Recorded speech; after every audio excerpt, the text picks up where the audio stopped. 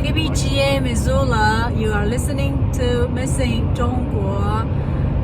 So today our theme is about jokes. So first of all, let's listen to a joke told by Mr. C. Okay? Are you ready? Sure. Did you hear about the hippies who drowned in the lake the other day? No. Sheriff said they were too far out. Okay. That's the joke. That's the joke. Okay. I'm pretty sure it's a little political. No, that's not political. That's not political? No. Really? It's a hippie joke. Hippie jokes are always funny. Here's another one. How do you hide money from a hippie? Use it? Put it under the soap. By the way, I'm a hippie. I can make those jokes. Oh, okay. I'm glad you admit that. Here's one more. Okay. What did the so for your listeners who don't know, fans of the old hippie group the Grateful Dead, they're called Deadheads. So here's the joke. What did the Deadhead say when he ran out of weed? I'm high? No, he said, "Oh, this music's terrible." Okay, very interesting hippie jokes, huh? Yeah, those are hippie jokes. But, okay, here's a little bit about culture. What kind of people are hippies?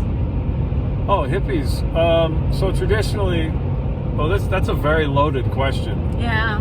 In the 1960s, the middle and upper class status quo youth in America, many of them became disenchanted. They wondered why the men were being asked to go fight in a war that did not seem justified, that only seemed to serve business purposes.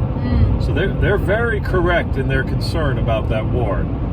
And that coincided with the use of a lot of drugs. People may not know this. The CIA is kind of responsible for the invention of hippies because they were running tests on LSD. They thought LSD could be a weapon. They were trying to create what's called an unconscious assassin. And they thought they could do it with LSD because LSD does very strange things to your mind. I really just think it's poison, but it changes the way you think, and the CIA thought they could manipulate somebody into being an assassin without even knowing that they had done it.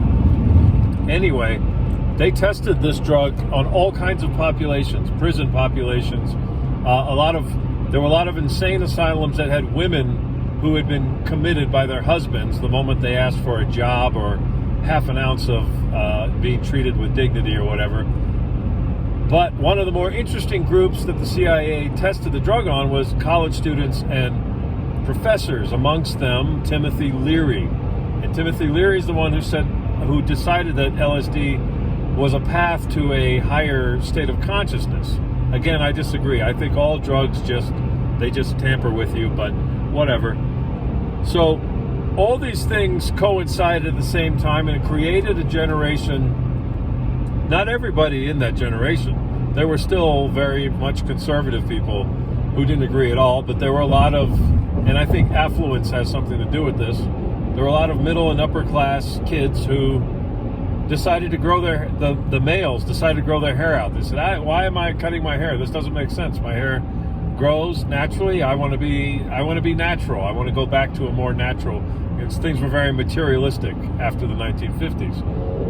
So that's where hippies come from. Primarily, I think the great hub of the movement obviously was New York City and San Francisco. And I'm sure somebody out there knows much more about this than I do, and they're going to say, that's all wrong, whatever. That's it in a nutshell, though.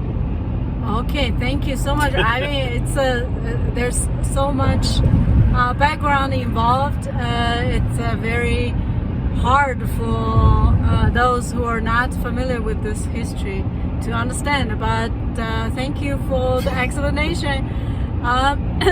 Enjoy the jokes and the songs, everybody.